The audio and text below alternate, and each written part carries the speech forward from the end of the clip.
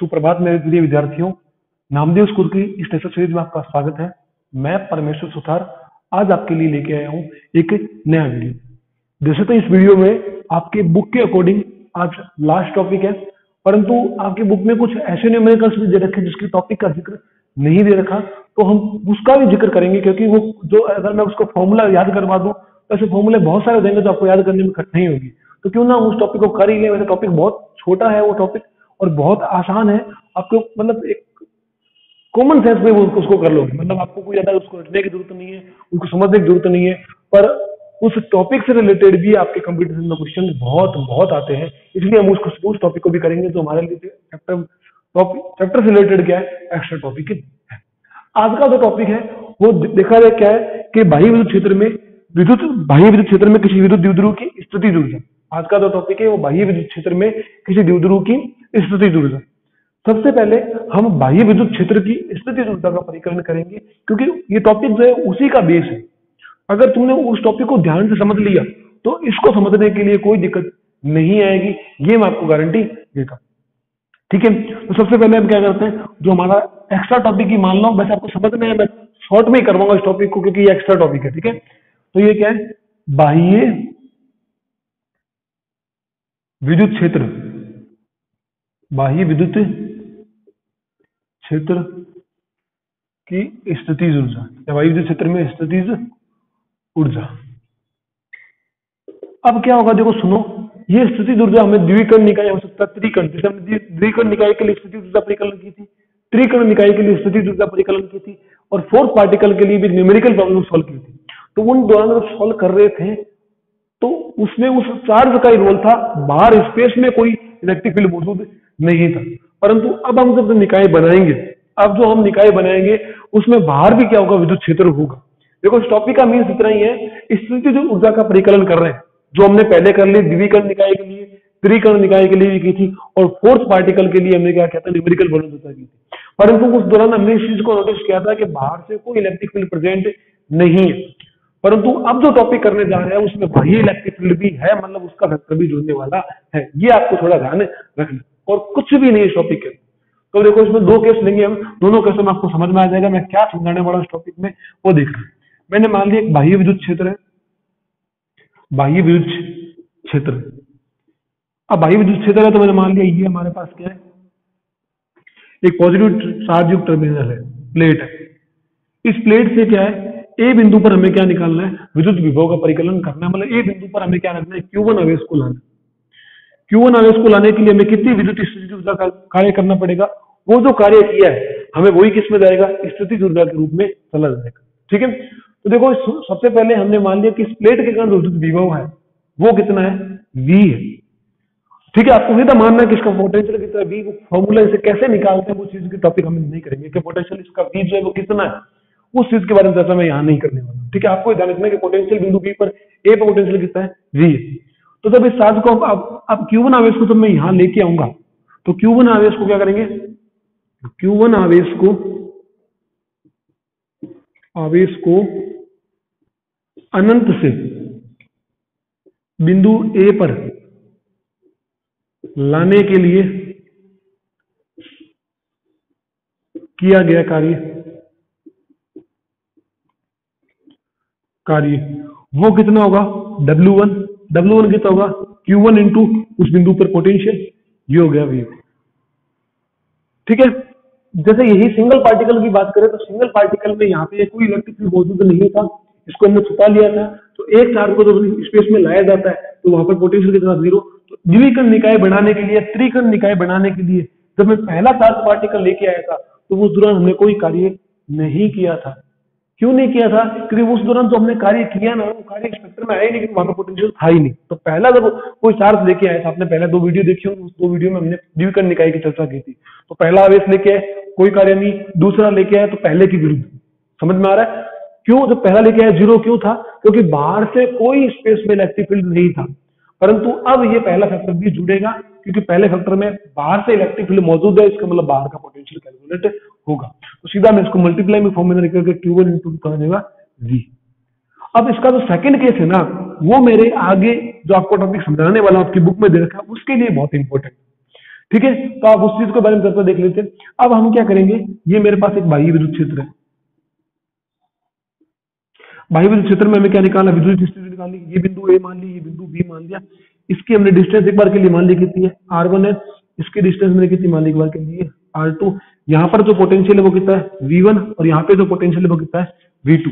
हमें एक Q1 आवेश को अनंत से क्या लाना है, बिंदु ए पर लाना है, और फिर Q2 आवेश को भी क्या करना है, यहाँ लेके आना है। ये Q2 आवेश है, उसको भी अनंत से क्या लेके आना है, बिंदु बी पर लेके। जब Q1 को मैं यहाँ लेके आऊंगा, तो देखो Q2 था नहीं एक बार के लिए, तो Q1 को लेके आएंगे तो सेम पहला वाला केस, मैंने मान लिया पोटेंशियल कितना है, V1। तो Q1 आवेश को अनंत से बिंदु ए पर लाने के लिए किया गया कार्य, वो W1 बराबर कितना होगा, Q1 इंटू V1। ये लो, वैसे देखा जाए अगर ये इसकी डिस्टेंस सेम है, मैंने मान लिया क्या इसकी, अगर आपका पोटेंशियल V1 V2 सेम है तो आपका सीधा जुड़ जाएगा, परंतु हमने V1 V2 क्या माना है, अलग माना है, तो हमें इसको अलग अलग फैक्टर जोड़ना पड़ेगा। अब जब Q2 आवेश को अनंत से बिंदु B पर लाने के लिए कितना कार्य करना पड़ेगा, तो Q2 आवेश को जब मैं अनंत से बिंदु B पर लेके आऊंगा, तो देखो अनंत से लेके आऊंगा तो एक तो इसके विरुद्ध कार्य करना पड़ेगा, और एक इसके विरुद्ध भी क्या करना पड़ेगा, क्योंकि ये जो चार्ज था वो क्या आ गया, अब यहाँ प्रेजेंट हो गया। तो इसके विरुद्ध जो चार्ज होगा बाह्य विद्युत क्षेत्र के विरुद्ध, वो तो कितना आ जाएगा, Q2 इंटू V2। और इसके विरुद्ध जो कार्य होगा वो आपने पहले निकाल लिया था, वो कितना होगा, K Q1 Q2 अपॉन में R12। समझ में आया, ये वही फैक्टर है जो आपने पहले द्विकर्ण निकाय के लिए भी कैलकुलेट किया था।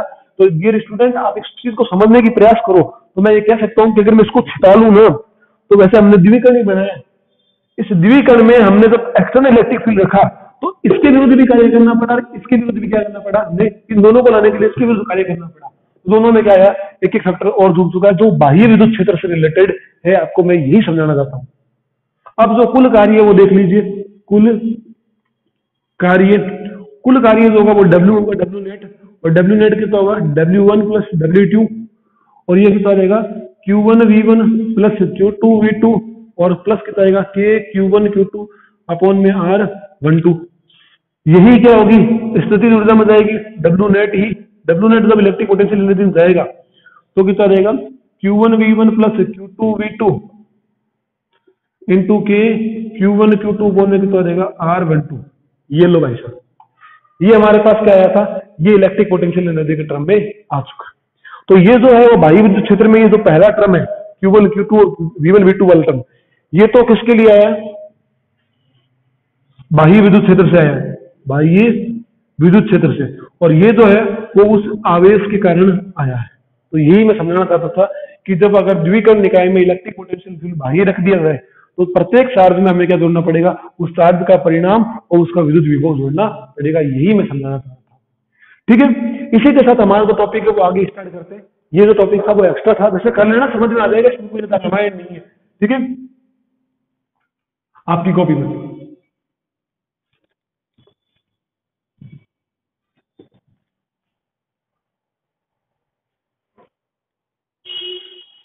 हाँ, तो है बाह्य विद्युत क्षेत्र में विद्युत द्विध्रुव की स्थिति ऊर्जा। टॉपिक है बाह्य विद्युत क्षेत्र में विद्युत द्विध्रुव की स्थितिज ऊर्जा।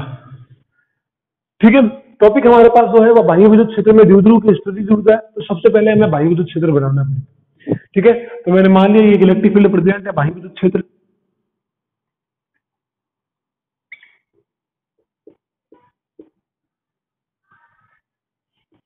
तो सुनना बेटा, अब मैं इसकी परिभाषा है वो बता देता हूं, उसके बाद हम इसको कैलकुलेट करेंगे। बाह्य विद्युत क्षेत्र में द्विध्रुव की स्थितिज ऊर्जा, सुनना, बाह्य विद्युत क्षेत्र में द्विध्रुव की स्थितिज ऊर्जा उस विद्युत द्विध्रुव को अनंत से बाह्य विद्युत क्षेत्र में लाने के लिए किए गए कार्य प्लस उसको घुमाने के लिए किए गए कार्य के क्या होगा, योगफल के तुल्य होगा। सुनना मेरी बात को, कि यहाँ पे जो विद्युत द्विध्रुव की स्थितिज ऊर्जा होगी, क्या कह रहा हूं, स्थितिज ऊर्जा वो किसके बराबर होगी? अनंत से विद्युत द्विध्रुव को विद्युत क्षेत्र में लाने के लिए किया गया कार्य, इसको मान लेते W1 प्लस विद्युत क्षेत्र में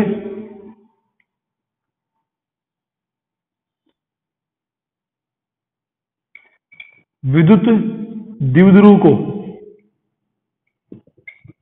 घुमाने के लिए किए गए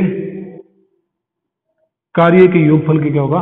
तुल्य होगा। यही फैक्टर मैं समझाना चाह रहा हूं कि जब डायपोल की इलेक्ट्रिक पोटेंशियल एनर्जी को कैलकुलेट करेंगे, डायपोल की इलेक्ट्रिक पोटेंशियल एनर्जी दो पदों में आएगी। सबसे पहले हम उस डायपोल को इलेक्ट्रिक फील्ड में स्थापित करेंगे, लेकर आएंगे, और डायपोल को जब इलेक्ट्रिक फील्ड में लेकर आएंगे उसके बाद डायपोल को घुमाएंगे।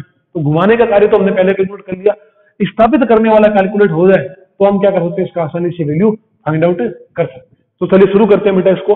और मैं यहाँ पे जो फैक्टर अभी लिखा है उसको मैं मिटा करके सीधा लिख रहा हूँ W1। देखना मैं सुन रहा हूँ, W1 कहां से? इनफाइनाइट से विद्युत क्षेत्र प्लस W2 घुमाने के लिए। ठीक है, सिंपल एंड स्वीट लिख दिया आपको। अब सबसे पहले जब मैं इस डायपोल को अनंत से लेके आऊंगा, तो सबसे पहले देखो बेटा, डायपोल को जब अनंत से लेके आना है तो एक चीज अपने को ध्यान रखनी कि माइनस जो चार्ज है वो प्लस की तरफ होना चाहिए और प्लस जो है वो उधर होना चाहिए। क्योंकि मैंने जब डायपोल का रोटेशन पढ़ाया था तो उस रोटेशन के अंदर मैंने बताया था कि माइनस चार्ज जो था वो इस प्लस की तरफ था। अगर सर मैं प्लस को लेके आ जाऊं तो प्लस में लेके आ जाऊंगा बेटा, आपको डायपोल की पोटेंशियल एनर्जी कैलकुलेट कर सकते हो, पर उसमें घुमाने का बलागुण को उत्पन्न नहीं होगा, क्योंकि उस दौरान जो बल होंगे वो उससे विपरीत लगेंगे।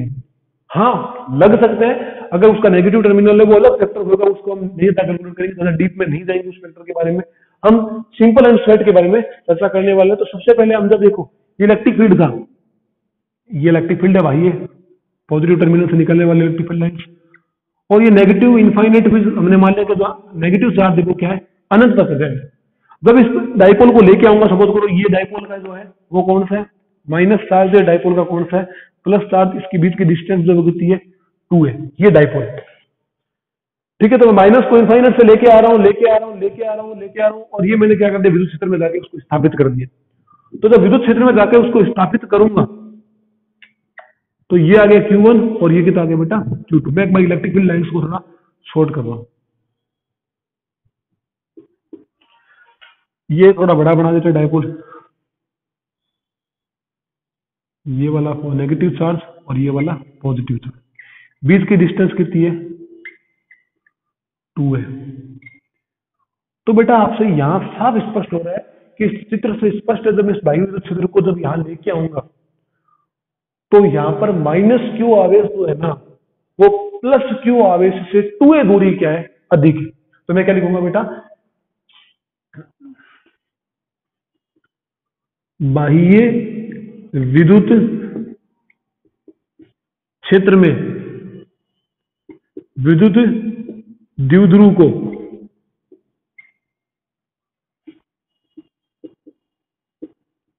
स्थापित करने पर स्पष्ट है कि माइनस क्यू आवेश प्लस क्यू आवेश से 2a दूरी अधिक है, या 2a दूरी आगे।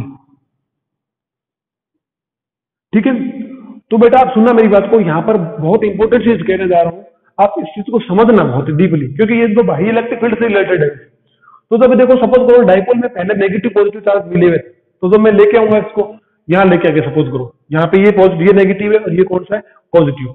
ठीक है, जब मैं यहाँ इसको लेके आऊंगा तो नेगेटिव और पॉजिटिव का पोटेंशियल कितना मैंने मान लिया V। तो नेगेटिव पे चार्ज कितना होगा? माइनस का Q1V, और पॉजिटिव पे चार्ज कितना होगा? प्लस का Q1V। याद करो मैंने बाह्य विद्युत क्षेत्र अभी पढ़ाया है, उसमें जो चार्ज को लेके आते हैं, तो लेके आने पर देखो 0 मिनट के लिए सिंपल सा कंसेप्ट समझना, पहले मैं नेगेटिव को पॉजिटिव को लेके आया, तो पॉजिटिव को यहां लेके आया तो कितना है Q1 भी, याद करो मैंने पहले करवा दिया। अब नेगेटिव को यही लेके आया तो कितना आएगा -Q1 भी, नेट कितना हो जाएगा 0। तो इसका मतलब जब डाइपोल समान दूरी पर मैं यहां लेके आया तब तक तो मुझे कोई कार्य नहीं पड़ना पड़ा, परंतु जब मैं 2a -Q को आगे लेके गया कितने दूरी तक, 2a दूरी तक, तो मुझे कार्य करना पड़ा। और वो कार्य कितना है बेटा, इस -Q पर कितना बल लग रहा था, तो -Q पे जो बल लग रहा था वो एक बार को इसको इस तरफ बल लग रहा था, वो कितना था F बराबर -Q। तो जो कार्य होगा वो कितना होगा, फोर्स डिस्प्ले इंटू डिस्प्लेसमेंट। अब फोर्स कितना है, फोर्स है -Q और E, ठीक है, इधर लग रहा है फोर्स, कोई दिक्कत नहीं है। और डिस्प्लेसमेंट कितना है, डिस्प्लेसमेंट का 2a। अब वेक्टर में हटाए तो ये क्या लगेगा, Fs cos थीटा, तो यहाँ पे कितना आएगा cos 0 डिग्री, क्योंकि देखो देखो बेटा बल भी इस तरफ लग रहा है और विस्थापन भी किस तरफ है, इस तरफ, थीटा बराबर कितना होगा 0 डिग्री, तो यहाँ पे W बराबर कितना हो जाएगा, यहाँ पर W1 कह सकते हो, वो कितना होगा -Q और 2a। यहाँ पे देखा जाए बेटा E, ये Q इंटू 2a कितना हो जाएगा P, तो माइनस का कितना हो जाएगा PE, देन W1 बराबर कितना हो जाएगा -PE। ये टर्म ही बहुत इंपॉर्टेंट है आपको इस टॉपिक को समझने के लिए। सबसे पहले इस टॉपिक को समझो, उसके बाद मैं आगे करवाऊंगा, नहीं तो फिर मैं आगे बढ़ने का मतलब ही नहीं, सब आगे तो सेम हो जाएगा।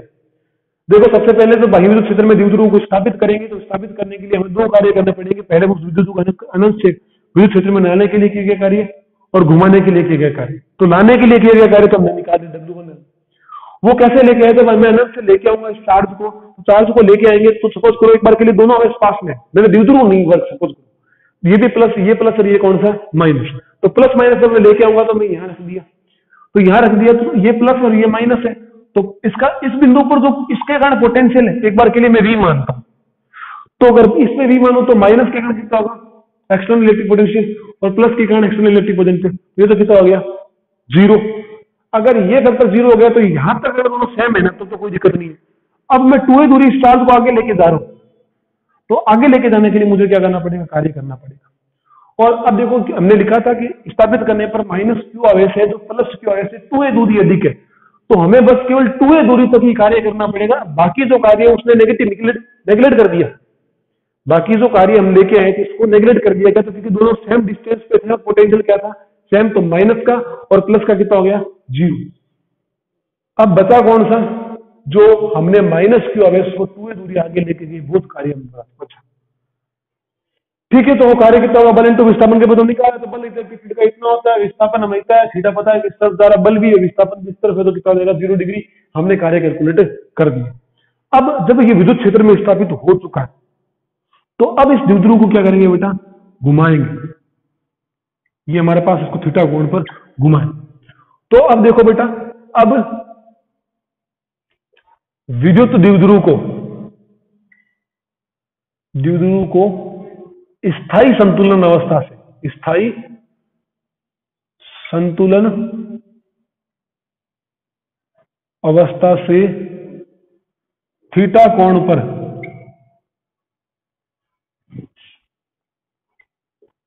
घुमाने के लिए किया गया कार्य। थीटा कोण पर घुमाने के लिए कितना कार्य होगा बेटा, W2 बराबर हमने अभी पढ़ा है इससे पहले टॉपिक में, PE ब्रैकेट में 1 - cos थीटा, ठीक है। W2 कुल कार्य निकाल लेते हैं, कुल कार्य नेट कार्य कितना होगा W1 + W2, W1 कितना है वो है माइनस का PE, और W2 कितना है PE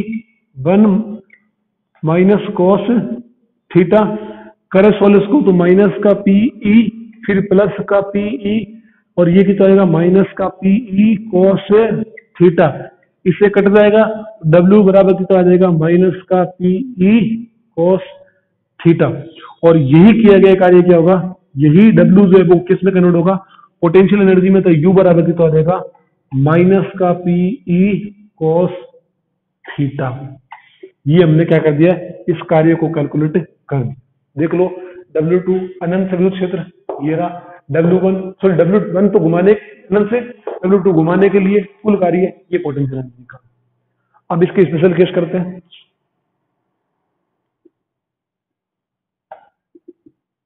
स्पेशल केस में केस फर्स्ट, थीटा बराबर कितना हो 90 डिग्री, थीटा बराबर 90 डिग्री हो तो यू बराबर कितना हो जाएगा पीई कोस 90 डिग्री, और ये कितना हो जाएगा 0 जूल।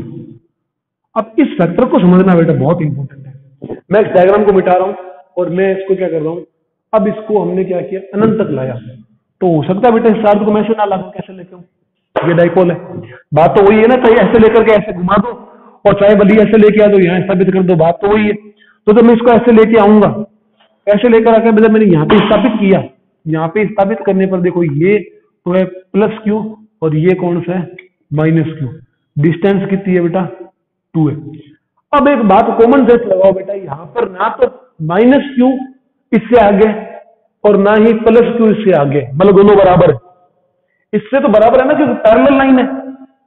अगर ये पैरेलल लाइन बराबर है तो ये फैक्टर तो आएगा नहीं, सीधी सी बात है। देखो ये फैक्टर तो तब आता है जब एक चार्ज दूसरे चार्ज से क्या हो आगे, समझ में आ रहा है मैं क्या कहना चाह रहा हूं कि ये फैक्टर तो तब आता है जब एक चार्ज दूसरे चार्ज से क्या हो आगे, परंतु यहां ऐसा कुछ भी नहीं है, यहां जो है वो दोनों चार्ज समान दूरी पर है, इसका मतलब ये फैक्टर तो आएगा ही नहीं, क्योंकि इसका जो है वो कितना हो जाएगा, इसका जो होगा वो कितना है वो होगा Q1V, इसका जो होगा वो कितना होगा Q2 माइनस का V, और ये कट जाएगा तो कितना आ जाएगा 0।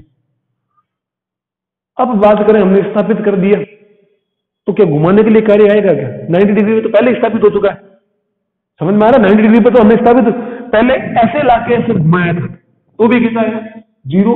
अगर मैं इसको ऐसे ना लूं, मैं इसको इनफाइनाइट से ऐसे उठा के लिया हुआ ना तो भी कार्य 0। और अगर मैं कह दूं थीटा बराबर कितना हो कि सेकंड में थीटा बराबर कितना हो 180 डिग्री, तो cos 180 का मान कितना होता है, ये हो जाएगा प्लस का पीई। और यही चीज जो है वो बहुत इंपॉर्टेंट है, यहां पे जब इसको ऐसे लेके आऊंगा इसमें क्या हो प्लस चार्ज आगे हो और माइनस चार्ज क्या हो पीछे, तो भाई साहब ये जो पोटेंशियल एनर्जी का फॉर्मूला आएगा वो किसमें आ जाएगा, वो आएगा पूरा का पूरा प्लस का आ जाएगा, ठीक है। उस दौरान ये फॉर्मूला नहीं लगेगा क्योंकि ये फॉर्मूला तभी वैलिड है जब माइनस आ गया, ठीक है ना, ये थोड़ा ध्यान रखिए इस चीज के बारे में, क्योंकि जब डाइपोल को घुमाने के लिए कार्य किया था हमने, देख लेना बेटा उसमें माइनस किस तरफ था और प्लस किस तरफ था, तो माइनस जो था वो पॉजिटिव के टर्मिनल था, तो हमने उसी के अकॉर्डिंग कार्य किया है, आप इस चीज को थोड़ा ध्यान रखिए, ठीक है। ठीक है, आज का जो वीडियो है वो यही समाप्त करते हैं, इसका न्यूमेरिकल भी बाकी रह रखा है, चलो देखते हैं उस न्यूमेरिकल के बारे में भी। और इसी के साथ आपकी बुक के एग्जाम्पल प्लस बुक की थ्योरी टोटली कंप्लीट हो चुकी है।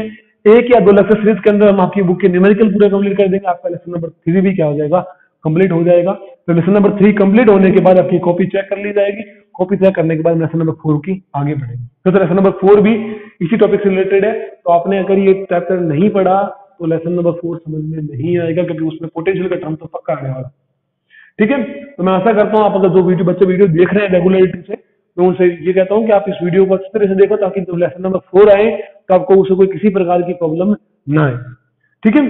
चलिए एग्जाम्पल नंबर करते हैं हम 3.14, ये आपका बुक का लास्ट एग्जाम्पल।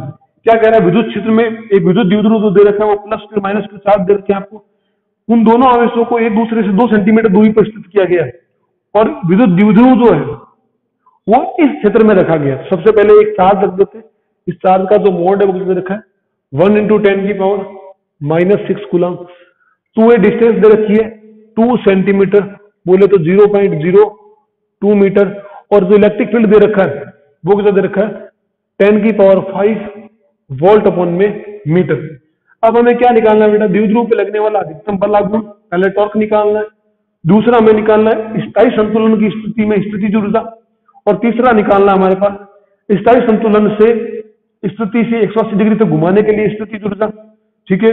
चौथा हमारे पास फैक्टर देखा जाए वो द्विध्रुव को विद्युत क्षेत्र में 90 डिग्री तक घुमाने के लिए आवश्यक ऊर्जा, ठीक है। तो ये गिवन थे फैक्टर में, जब एक एक करते थे चले, तो द्विध्रुव पे लगने वाला अधिकतम बल आघूर्ण, तो टॉर्क सबसे पहले P निकालना पड़ेगा, क्योंकि जो पोटेंशियल एनर्जी देख लो, चाहे टॉर्क देख लो, चाहे कार्य देख लो, सारों में पी आता है। तो पी मतलब निकालना पड़ेगा। तो पी कितना हो जाएगा, इसका परिणाम और दोनों आवेशों के बीच की दूरी। तो हमारे पास पी कितना हो जाएगा, एक आवेश का परिमाण 10⁻⁻6, बीच की दूरी वो कितनी है 0.02 मीटर। उड़ाए तो नीचे कितना आ जाएगा 10, तो 2 × 10⁻8 coulomb into metre dipole moment. अब अधिकतम बल आघूर्ण, पहला केस आपके बुक का जो क्वेश्चन है पहला, वो टॉर्क बराबर कितना होता है पीई साइन थीटा। अधिकतम के लिए थीटा बराबर कितना होगा बेटा 90 पीई। और यहाँ पे निकाले टॉर्क मैक्सिमम, वो कितना होगा पी 2 × 10⁻8 और इलेक्ट्रिक फील्ड कितना है 10⁵ न्यूटन इंटू मीटर, क्योंकि टॉर्क में होता है न्यूटन इंटू मीटर। सोल्व कर लो इसको, 2 × 10⁻³ न्यूटन इंटू मीटर। ये आपका पहला केस। सेकंड देखो क्या कह रहा है, केस सेकंड कह रहा है द्विध्रुव को स्थायी संतुलन की स्थिति ऊर्जा। स्थायी संतुलन की स्थिति ऊर्जा देखी जाए तो वो कितना होगा स्थिति ऊर्जा। तो स्थायी संतुलन की स्थिति ऊर्जा देखी जाए तो U बराबर कितना होता है माइनस का पी। मतलब हमने उसको स्थापित किया चित्र में, और पहला घटक जो था माइनस का पी। तो ये जो मान है वो सारा किसका आएगा माइनस का। तो माइनस क्या रहेगा 2 × 10⁻³ जूल में आ जाएगा ये। अगला कह रहे हैं विद्युत द्विध्रुव को स्थायी संतुलन स्थिति से 180 डिग्री तक घुमाने के लिए स्थिति ऊर्जा। 180 डिग्री वाला स्पेशल केस किया था, वो स्थायी संतुलन से मतलब 0 डिग्री से कितना घुमाया था 180 तक घुमाया था। तो 0 से 180 तक घुमाएंगे तो जो U निकाला था वो कितना था प्लस का पी कोस थीटा। कोस 180 का मान माइनस होगा तो माइनस मल्टीप्लाई माइनस कितना देगा प्लस। तो ये कितना देगा 2 × 10⁻³ जूल। ये लो केस फोर्थ आपकी बुक का जो लास्ट क्वेश्चन, लास्ट टॉपिक है, लास्ट क्वेश्चन है इसका। ये कह रहा है विद्युत द्विध्रुव को विद्युत क्षेत्र में 90 डिग्री तक घुमाने के लिए किया गया कार्य। तो विद्युत क्षेत्र में विद्युत द्विध्रुव को 90 डिग्री तक घुमाने के लिए आवश्यक ऊर्जा। तो 90 डिग्री तक घुमाने के लिए तो W बराबर आवश्यक ऊर्जा जो है वो कितनी होगी, W बराबर PE1 - cos थीटा। ठीक है, तो कितना हो जाएगा W बराबर ये होगा PE और cos 90 का मान कितना है P, और ये हो जाएगा PE cos 90। ये फैक्टर कितना हो जाएगा 0। तो W बराबर कितना हो जाएगा PE, और यही कितना होगा हाथ के बराबर रहेगा इसका। तो इसका आंसर भी कितना आएगा 2 × 10⁻³ जूल के इक्वल आ जाएगा। ठीक है, ये हमारे जो न्यूमेरिकल्स थे आपकी बुक का जो लास्ट एग्जांपल था वो कंप्लीट हो चुका है। कुछ भी नहीं है, बस आपको फॉर्मूला पता होना चाहिए। पहला टॉर्क अधिकतम, फिर 90 डिग्री तक स्थिति ऊर्जा स्थिति संतुलन की, 180 डिग्री तक स्थिति ऊर्जा, और यहाँ पे हमने कार्य कैलकुलेट किया है कहां तक 90 डिग्री तक घुमाने के लिए किया गया कार्य। तो कार्य होगा वो कितना होगा W बराबर P cos थीटा। अब यहाँ पे हमने कितना किया 90 डिग्री का जिस वेक्टर 0 हो जाएगा तो ये कितना बचेगा P, वो किसके बराबर रहेगा पोटेंशियल एनर्जी के इक्वल आएगा। आज के लिए बस इतना ही। वीडियो अच्छा लगा तो प्लीज लाइक करो, हमारे जो स्कूल के चैनल है उसको जरूर सब्सक्राइब करना, और कोई डाउट हो तो उसको कमेंट बॉक्स में लिखकर जरूर भेजो। ठीक है, जय हिंद, जय भारत, वंदे मातरम।